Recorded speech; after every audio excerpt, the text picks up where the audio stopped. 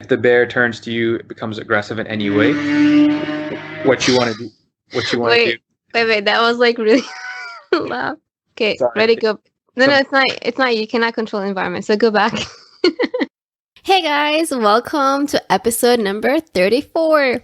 That was a little blooper that I had because I find it so funny because this episode is all about nature therapy, hiking, and then as I was having my interview with Faizan, who's our guest for today, we actually had a lawn cutter sound effect in the background, which was like so ironic. And so I would like to introduce to you today, our guest is Faizan, who's an outdoors enthusiast who has been creating opportunities for people to explore nature and learn outdoor skills. He's an outing leader with the Sierra Club, a national environmental advocacy and outdoors organization, and recently founded the Outdoor Muslims, a local organization in the DC area with the goal of creating a community of Muslims and allies who enjoys exploring the outdoors together.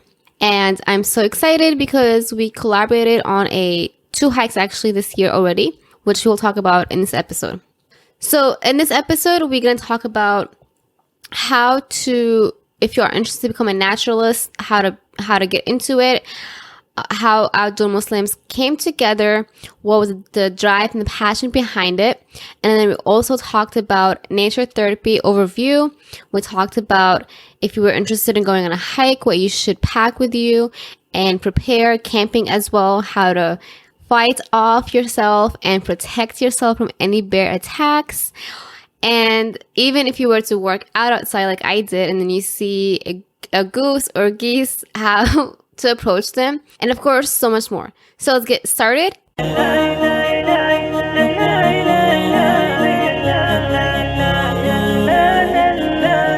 Welcome to the Purposeful Fitness with Coach Ola, where I dive in deeper into holistic health and fitness topics that would help you stay inspired, motivated, and dedicated to living a purposeful, fit life while pursuing for the Akhirah.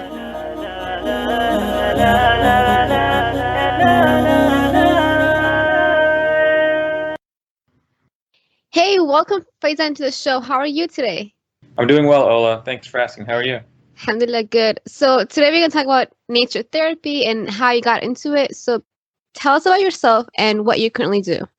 Sure. So I have a 9-to-5 where I'm a management consultant, kind of working with different organizations on, helping them manage change and the human side of what organizational change or technology change can look like. So really it's helping people manage these tough, anxious situations that they get into and trying to help them build the skills, build the confidence, and the right, attitude toward change in the workplace. And then outside of work, I really enjoy the outdoors. So I do a lot of work with the Sierra Club as an outings leader. So that includes leading hikes or camping trips, backpacking trips. And then recently, I also started working with Outdoor Muslims, which is a group we founded locally in the DC area. And what we're trying to do is create a community of Muslims and allies who really just enjoy exploring nature together and the outdoors. And so we've been doing a lot of hiking trips. We have some biking trips and camping trips planned. And so inshallah, we're just trying to put my energy and attention toward those things. That's awesome. And that's how we actually met, through Outdoor Muslims. And it's actually really interesting how all of us put together with the Green Muslims our hikes, which we can talk about in the next question. But before, I would like to know what made you decide to get into this field and become a naturalist. Yeah, so as a child, I guess I always had an interest in nature. I grew up luckily in an area where it was still a little bit more rural than where I live now in the DC area. And I had a large backyard. And so every day after school, I would go outside and explore my backyard. And there was so much to see and explore there. Everything from, the trees to the plants to the creek that ran behind my house. So, looking for different animals and creatures and the birds that would come. And so I really had a great kind of playground to explore nature. And even at a young age, I kind of felt the positive impact that just being outside and being in amongst the trees, the smell that you would like the smell of the trees and the pine trees, especially that we had growing up, in the summertime, all of that just it had an impact. You could feel the difference that it would have on your well-being, even as a child, just getting out there and being able to experience these things, in every way, from the sight, the smell, the touch, just being able to explore with all your five senses. That's so awesome. And we need to keep children active more outside, especially where technology is getting harder. And it's really important to embed the nature at a young age, because you can see how it can help growing up. So then how did the outdoor Muslims come together, and what was your drive and passion behind it? Absolutely. So outdoor Muslims really came together as a way for, with the main purpose of building a community. So, in the age that we live in right now, where for Muslims, there may or may not be some anxiety about, exploring places where, you might feel uncomfortable, or you may feel like you don't belong. It's one part of it, but really I think it's short-sighted to think that Muslims are not out there in nature and exploring the outdoors, because they certainly are. And as I started kind of working with the Sierra Club and other outdoor organizations, the participation for Muslims, it's still pretty small, but it's just a matter of building the bridges, building the connections between people. And I think for Muslims, there's kind of a different way we might go about it.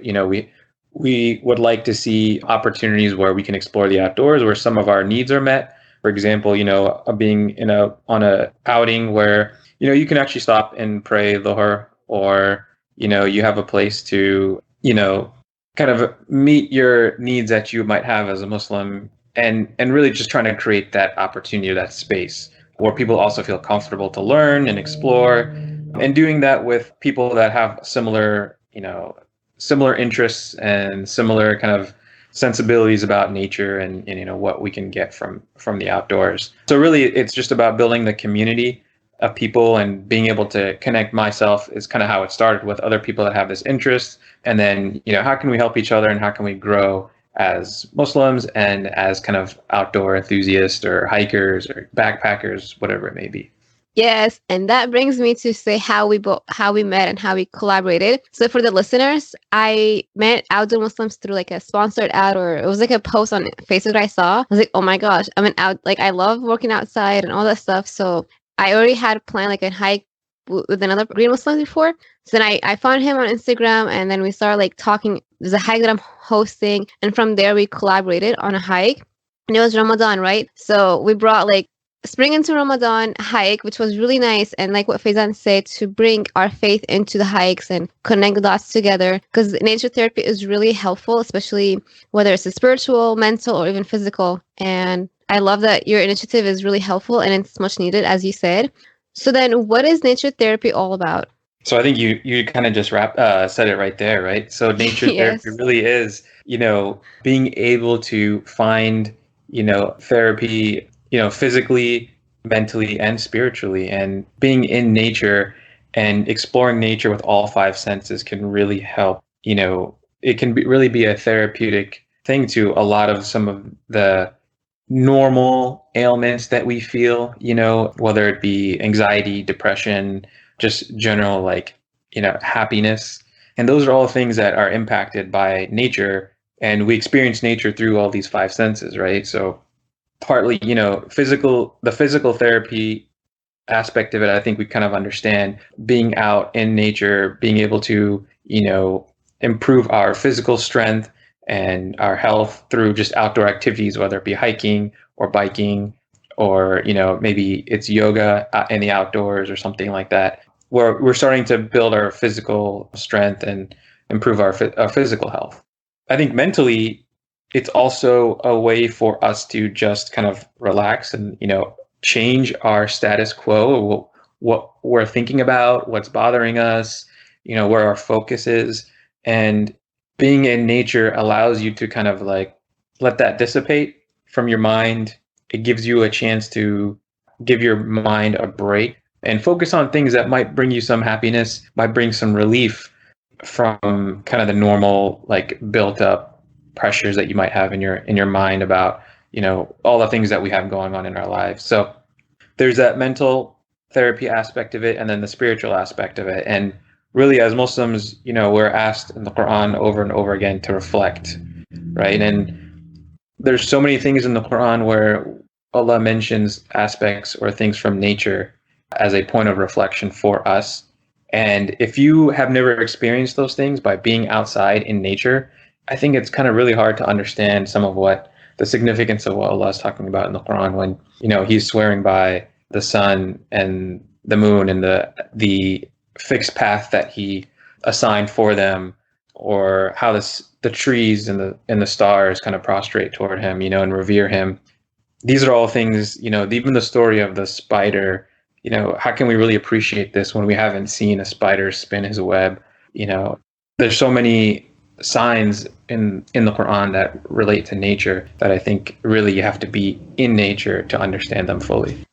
That's so true. And I'm like kind of like laughing, smiling, because for me, the same thing. When I see an ant, like yesterday, I think I saw an ant. I was like, man, it's so patient. I need to be patient like the ant. And it's mentioned in the Quran as well. And like you said, I struggle with depression in the past, and even like going outside was not easy. So then I slowly went back to it, and that's why I enjoy working outside, like workouts instead of the gym, because it really helps to get the mind off. And when I've had like recently work on a project, too much stress can build up, and that can also lead to anxiety. So and then just got outside, got a fresh air, and like reflect, let go, and then came back to work. So it's important to step outside, even if it's like cloudy or maybe rainy. It still helps to be with the outdoors. Absolutely. And I think, going back to the therapeutic aspect of it, just in our lives now today, where we find, I think, a difficulty with trying to just, find the differences between work and rest, and, where we kind of just, there's no clear definition between the two. But I think it's in Surah Nahl where Allah talks about how he fixed the sun and the moon, at fixed times, and that gives us day for work and night for rest. And, all the weather patterns that he's established for us, and bringing the rains, right, to, for us to have our crops. Those are all things that Allah has put in place for us to bring some sort of structure or, regimen to our lives that is beneficial to us, right? And nothing is an extreme. Everything is in its apportioned amount and time, and nothing is in the extreme. Whereas, if we were kind of dictating our own lives, sometimes we can go into extremes by focusing too much time and attention onto one thing and not another. So I just think it's another way, like being able to experience nature, even being able to be aware that, yes, the sun is rising right now, or the sun is setting right now, and you're not indoors in the house with the windows closed and not really understanding even what time of day it is, that it's now time to rest. I think that's really important. That's so true, especially we live in that hustle grind lifestyle. I tell myself, like, no matter what, if I'm like too much, it's too much. So I have to like get out, even though I have so much work, because like eventually the body will explode from stress. Like you might get angry at someone else, like the stress will come out from you, and it could come out in a negative way. So it's important to release stress in a positive way. And I actually didn't know about nature therapy until I took the class at George Mason. I forgot the name, but it's about health, stress, and coping mechanisms. And nature therapy was one of them. And I was amazed to learn that it's actually a way to relax and de-stress. So, yeah. So for anyone that lives without too much sun, like UK or cold weather, such as Alaska and what have you, what recommendations do you have for the people to incorporate nature therapy in their life? Well, I think part of it is, there are there's a limited amount of time that you can actually spend outdoors, even during the daylight hours. A lot of times in the wintertime, we go to work and come back at work in the daylight hours, and we never really get to experience any sunlight outside. We're just stuck in our offices, between 9 and 5, and that's usually when it's daylight in the wintertime. So I think what's important is to really try to make time, even if it's, for example, like while you're at work, instead of spending, your entire lunch hour, inside, put on your coat, and prepare for it. But, go for a walk, even if it's just a 15-minute walk around the block. That will definitely help. And then also you can learn to experience the outdoors in ways after dark too. So if there's a a safe place where you feel comfortable going for a walk at night, all of those things can kind of help, because the sun and just getting the sunlight and, your vitamin D, that's important, but also just kind of being outside and being exposed to maybe some, fresh air. And again, just observing nature, I think will provide some therapeutic benefit. So I think it's really just a matter of preparing and making the time for it. So again, in the wintertime, make sure you have like the right winter weather gear, like warm clothing and a cap and gloves, and just get out there, even if it's for 15 minutes. The other thing I would say is do it with friends or family. A lot of times the experience in the outdoors or nature, it's not just about you connecting with, these objects in nature or the particular location, but it's really also about that social bonding that can happen between you and other people being in that environment, and the particular challenges or characteristics of that environment that make you behave or act a certain way with one another. For example, I find it that when I'm leading a group hike, people that are uncomfortable in this environment, maybe they're there for the first time, people that are more experienced, they might tend to pick up on it and they start to become really helpful, right? And when somebody is exposing a little bit of their vulnerability and somebody responds to that with kindness and, being helpful, that really creates like a unique bond, and it creates a unique dynamic between people that it's hard to achieve, I think, when you're not outside.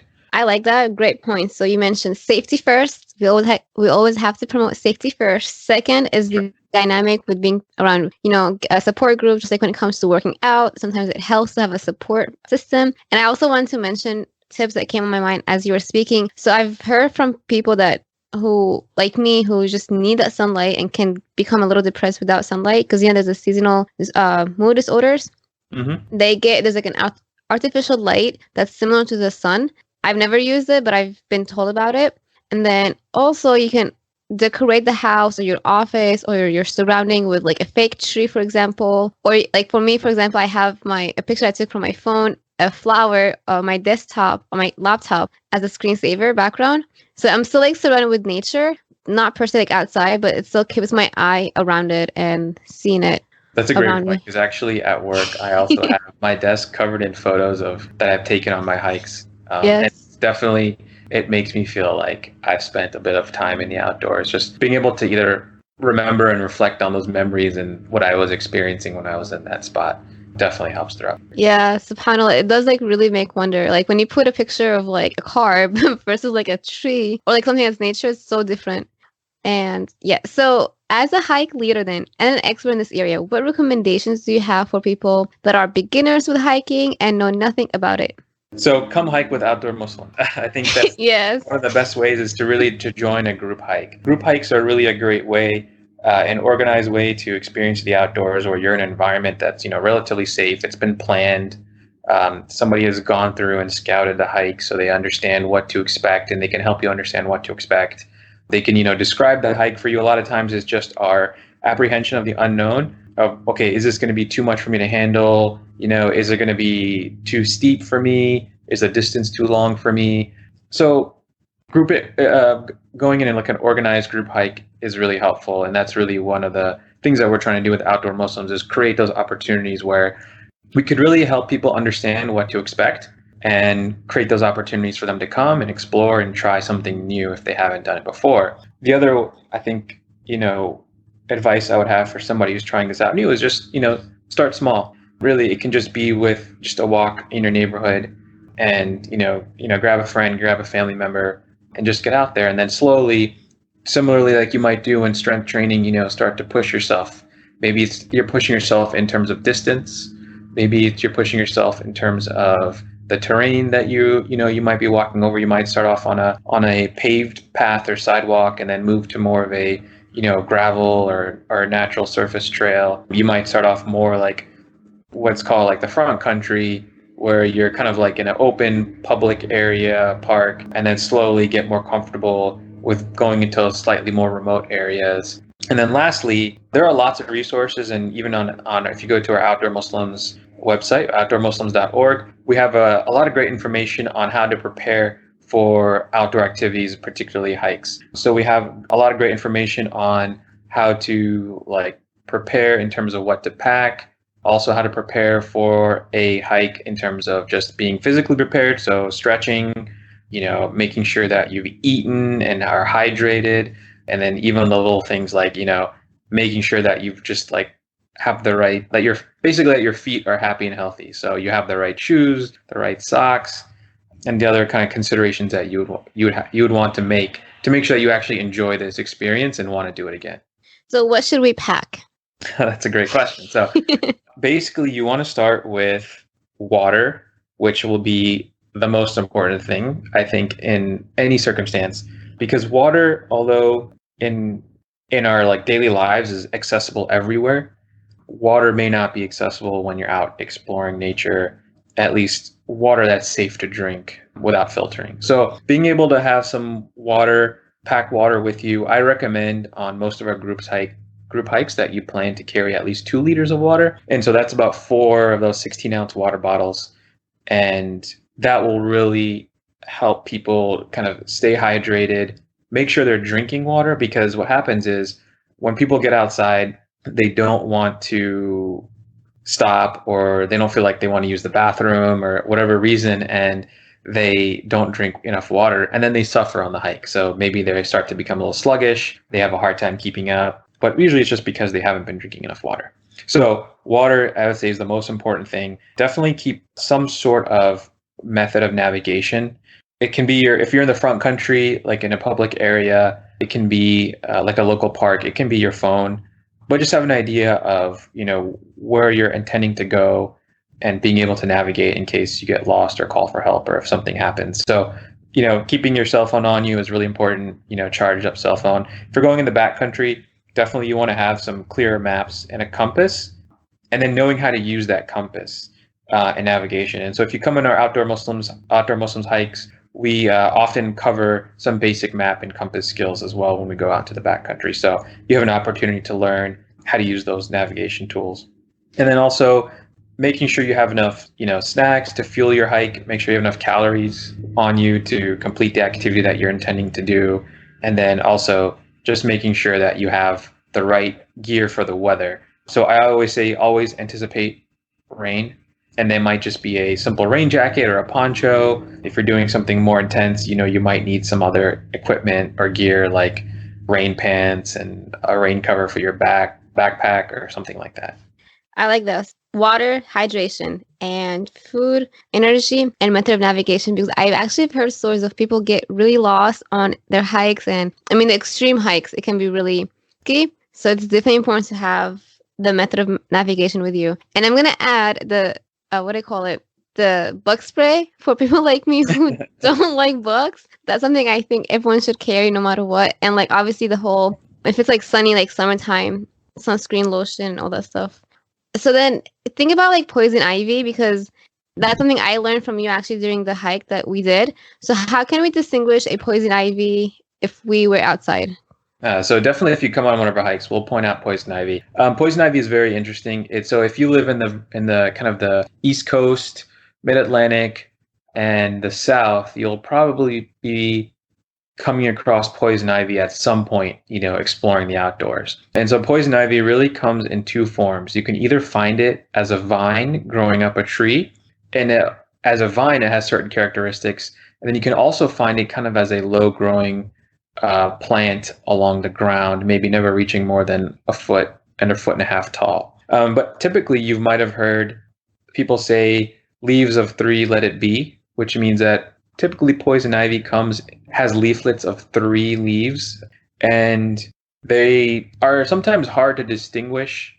But if you look at poison ivy leaves, you'll find that the center leaf of the leaflet will have 3 lobes. So if you stack your hands on top of each other, and if you kind of look down on it, you'll see like your thumbs on either side of your fingers, and then your 4 other fingers creating a lobe at the top. So that's kind of what the poison ivy middle leaf of the leaflet will look like. And that's a good way to distinguish what you're looking at. But then also be careful, because, a lot of times what can happen is the vines that grow up a tree, they can kind of stick out. The leaves can kind of the poison ivy vine actually branches out and can kind of look very much like just a tree branch sticking out, but it's actually poison ivy. But a good way to also tell about poison ivy as a vine is that the vine itself will be really hairy. So there's another saying, if it's hairy, it's scary. So if you see a hairy vine on a tree, leave it alone. Don't touch it.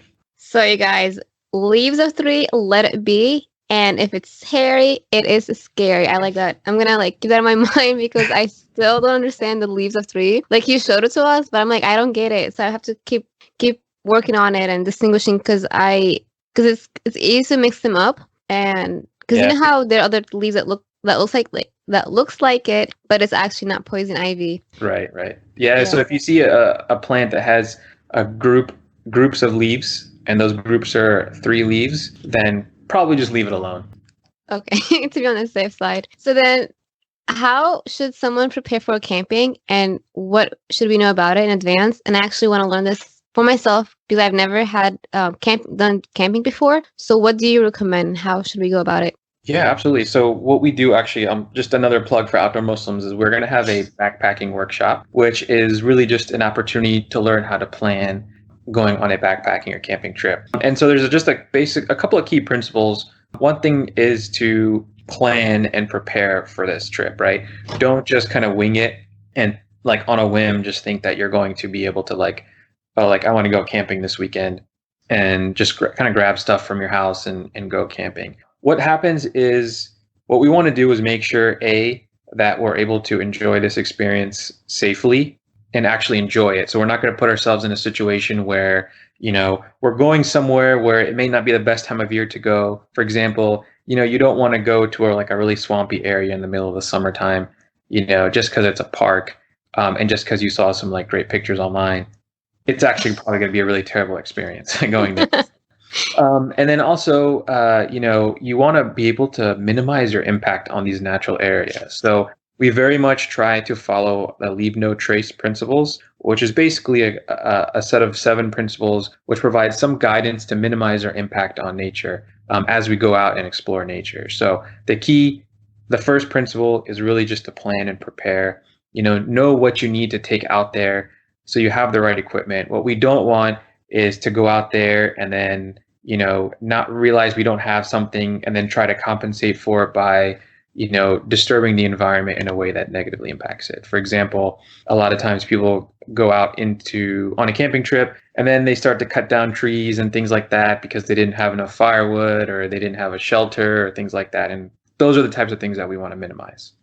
So then how can we pack stuff that will make fire? Again, I know nothing about camping. Yeah, no. So I'll just put another plug out there, but on our website, we do have a great guide for how to prepare for a camping trip and kind of all the things that you need to think about. But there are something called 10 essentials, which really are covered in our guide. But part of that would be, making sure you kind of like on our day hike, we have the adequate food, water, a method to filter water or purify the water. We have the right equipment that we need to have a shelter. So, it might be a tent, it might be a hammock, it could be a tarp, but at least we have a method to create a shelter if we needed it. And then also one of those would be going back to our navigation. So, if you're in the backcountry, you don't want to rely on an electronic device, whether it's a phone or a GPS. You want to still be able to have the skills to read a map and read a compass and kind of just orient yourself as to where you are. And then also, a first aid kit or the supplies that you would need for the types of activities that you're doing. For example, if you are in a more remote area, you're probably going to want to have a more robust first aid kit that might be able to treat just injuries beyond minor scrapes or bug bites or blisters, which are your most common injuries that you experience in the outdoors, but maybe also something to treat like a broken arm or broken leg or something like that as well. And then lastly is, being able to also create a fire safely. And really, there's a couple of things that you want to think about, but carrying two sources of fire is always recommended. So if you want to think about carrying a lighter and matches, just in case one fails. So maybe, your matches got soggy because it rained and you can't light them. At least you still have your lighter. Or if your lighter breaks or runs out of fuel, you still have your matches as a backup. So yes, you guys, on outdoormuslims.org, I did read about the blog, and I was like freaking out when I read the limited access to some stuff that I'm so used to at home. That's definitely an adventure, but it's different stuff to consider. So then, how do you protect yourself from tick and all that nature fun stuff? Yeah, for example? absolutely. So there's a lot of things that you can do to mitigate ticks, and just some background on ticks. If you live on the East Coast or the Mid-Atlantic, you might know about the prevalence of Lyme disease. And it's the black-legged ticks, or otherwise known as the deer ticks, that really carry this disease. And it can be very detrimental, I'll say, if you do end up contracting Lyme disease. So the ticks that are typically vectors for this disease, they're manageable depending on how you prepare for your outdoor activity. I would say that based on kind of the trends that we're seeing in global warming, ticks are prevalent all year round. And it's not that we can count on like the winter months being tick free or anything like that anymore. So now you can expect ticks all year round. So prepare in all year round in the activities that you do for ticks. There are certain things that you can do in terms of your clothing. If you wear long sleeve clothing and also, long pants, and then you can tuck your pants into your socks. And what that does is it creates a seal almost, so that any tick that you might pick up as you're hiking through tall grass or next to plants or things like that, that might find its way on your shoes or on the lower extremities of your body, it can't get onto your skin. It's kind of still stuck on the surface of your clothes. So that prevents ticks from actually getting onto your skin and being able to actually bite you. The other way is there are some products that you can use. Everybody might be familiar with DEET, which is a product that's been around for a long time. DEET has some drawbacks, but it is effective. DEET can ruin some of your outdoor gear if you have gear that's made out of polyethylene or like that's more like a plastic or rubber. DEET can destroy that. It can deteriorate that equipment. So say if it got on a rain jacket or something like that, it could mess it up. The best one that's out there now that you can use is something called permethrin. And you can find that online. And basically what you can do is pre-treat your clothes, or your shoes or any other gear. And you just kind of spray it on your clothes, and it provides a really good tick prevention, has good tick prevention characteristics that applies to your clothes. And it lasts for about 5 to 6 washes or a couple of months on your clothes. So it's something that's really easy to do, relatively inexpensive, that will save you a lot of headache from actually getting bitten by a tick. Now, if you get bit by a tick, there is a certain technique that you'll want to look up and kind of practice on how to remove a tick. Basically, what you want to do is try to remove a tick from your skin entirely, including its head, which is where it bites you. And so there's a certain technique to do that you'll need a pair of tweezers for, and then save the tick if you get bit by the tick. Because what you can do is you can take that tick to your doctor, and they can analyze it to better understand what diseases or illnesses that tick might have been carrying. And in case you need treatment for anything, it'll be a better way to determine what type of treatment you need. That's a really great points, because I remember when I was really young at a park, there was a tick. I'm pretty sure it was a tick on my ear, and I freaked out because it wouldn't come out, and my mom had to use a bobby pin, and then I think she can heat it up, and then she put the bobby pin on it, and it kind of came off, but I think we just threw it away or something. But that was so many years ago, and I'm still fine, so pretty sure nothing happened to me. It's still a very small percentage of the black-legged ticks or the deer ticks that carry Lyme disease. It's just we're starting to see ticks become way more prevalent than they used to be, based on the climate change, and also the fact that people are way more aware of tick-borne illnesses now than they used to be. Yeah. So then, what was the product you mentioned besides DEET that we should spray our clothes with? It's called permethrin, and if you kind of search for it online, you'll find it. It's made by a company called Sawyer. And Sawyer makes a lot of great outdoor products, and not that I'm sponsored by them or anything like that, but they also have a great spray that you can find. And then there's another general bug spray that you can use that will help for ticks and mosquitoes, and that's called picaridin. and it's spelled Picaridin. And if you Google that, you'll find picaridin products, which are also a relatively safer alternative to DEET, and it'll also help you prevent against ticks and mosquitoes and other flying insects. Inshallah. And everyone, you can find in the show notes. I'll have it all. So don't worry about it if you didn't catch it right now. So the next question is, what happens if we see a bear and... Well, actually, before we see the bear, let's talk about ticks. Are the ticks, can they be found at a regular park? It doesn't have to be a hike. Is that correct? Correct. So I was bitten by a tick, I'll tell you, just by doing some yard work in my backyard, and when I least expected it, right? So I had become habituated to, after I go on a hike, I come back and I do a thorough tick check of my body. Typically, ticks like to end up in places like your underarms or along your waist, places where they can kind of hide and it's generally warmer on your body. Because where it's warmer, that means they can probably get into, like, basically bite into a blood vessel easier than other parts of your body. So that's where they typically end up. They can also end up in your hair, on the back of your neck. Usually it's the hard to reach places where they end up. And it's also important to understand that ticks are very, very small. Often when we see pictures of ticks, it's because it's been magnified. And, when ticks are in their nymph stage is when they can still bite you and infect you with Lyme disease. They are no larger than like a dot that you would make with a pencil or a pen. And it's very sometimes hard to spot them until they've actually engorged on some blood and they've increased their size. So it's important. We'll also post some resources on how to do a proper tick check. But it's important to, when you come back from a hike or even just being in the outdoors, if you're gardening or something like that, come back and do a thorough tick check. That's a great point and something I should practice more now. So then when you do see a bear, I want to, because on your website you mentioned like not to run or something like that. So I want to see, what should we do? Because I know I told you, so you guys, my friend and I, we went to Shenandoah and we did see a bear like cross from one end to the other, and we just had to like not freak out, walk really fast and talk as loud as we can. But what should we do next time that we see a bear? So if you see a bear, the most important thing is don't panic. Bears, if you're on the East Coast, especially in the DC area, you can experience bears even in our suburbs. So if you're in like Western Fairfax County, Loudoun County, maybe Western Montgomery County in Maryland, there are bears. And in a lot of these parks, especially like Shenandoah, you'll definitely come across bears. And what we have here are black bears. Black bears are typically smaller in size compared to grizzly bears.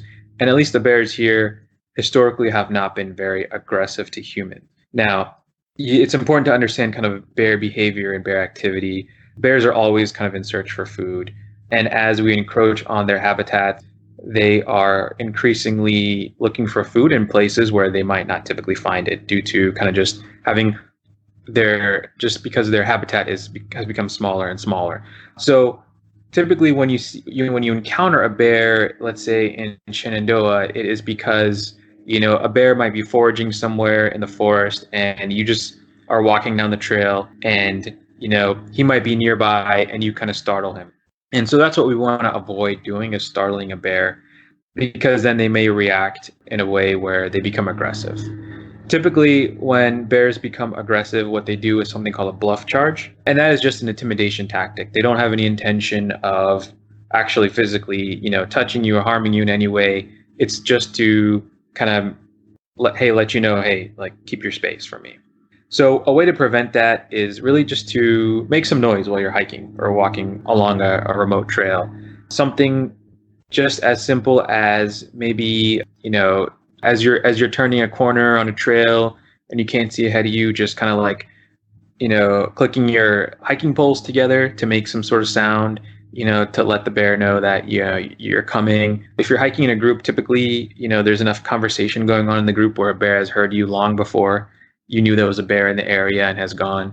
And then just, if you do see the bear, just talking to the bear in a loud voice, letting the bear know that you're there, and then not approaching it directly. And the bear does turn to you or becomes aggressive. What you want to do is don't run and don't feed it anything, right? So if you have something in your pack, like an apple or something like that, don't give it to the bear, right? because what that does is it conditions them to think that you are going to become a source of food and they can continue to be aggressive and you'll give them food. So you don't want to do that.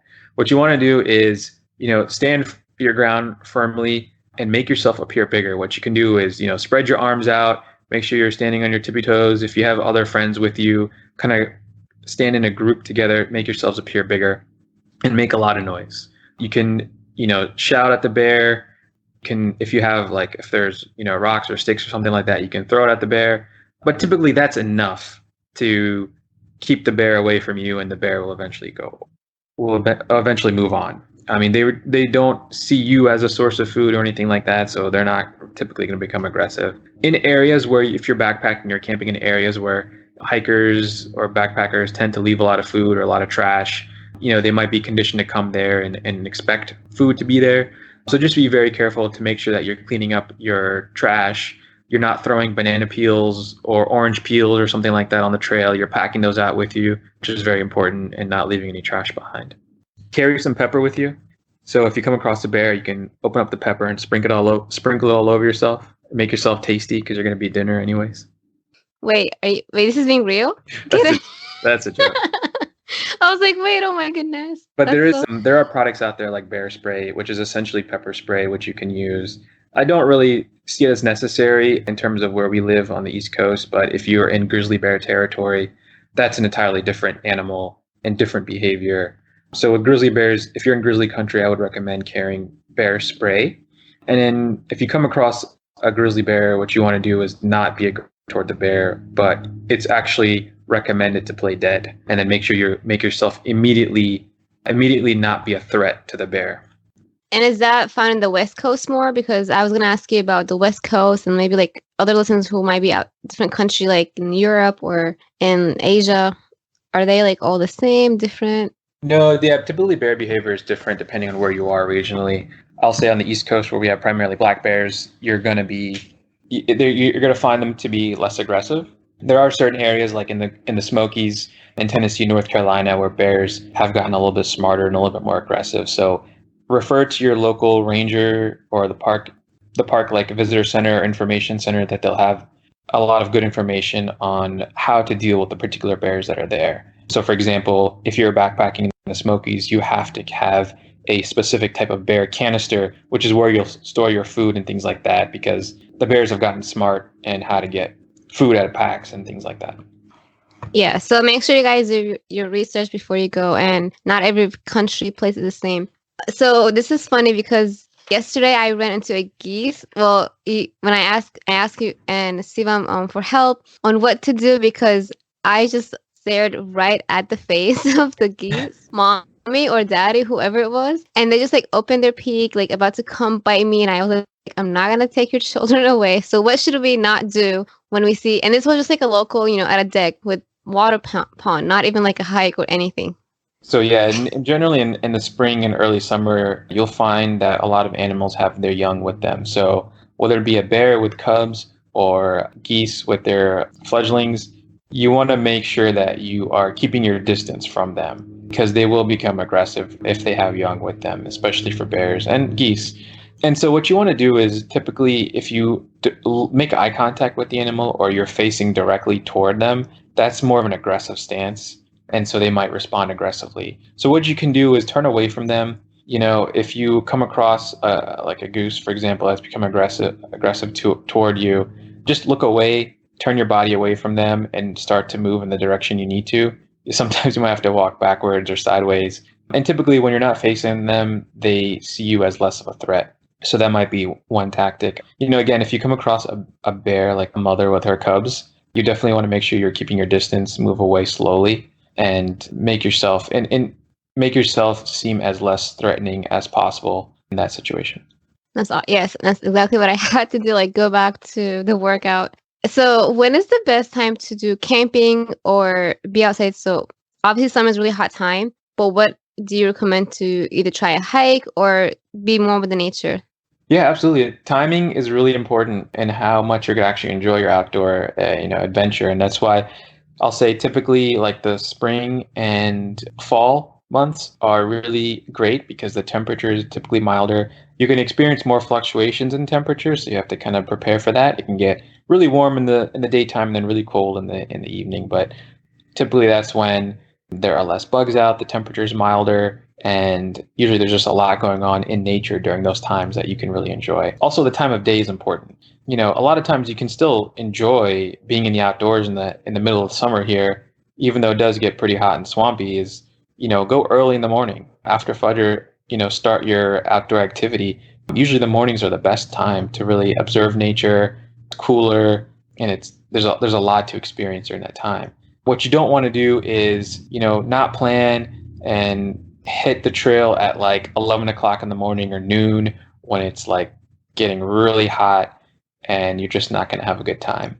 And then also think about the location of where you're going and what time of year is best for that.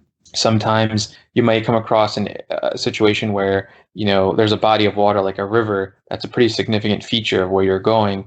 Well, in the springtime, it may not be the safest time just because of the rains and how high the water might get. So you might want to think about that as well.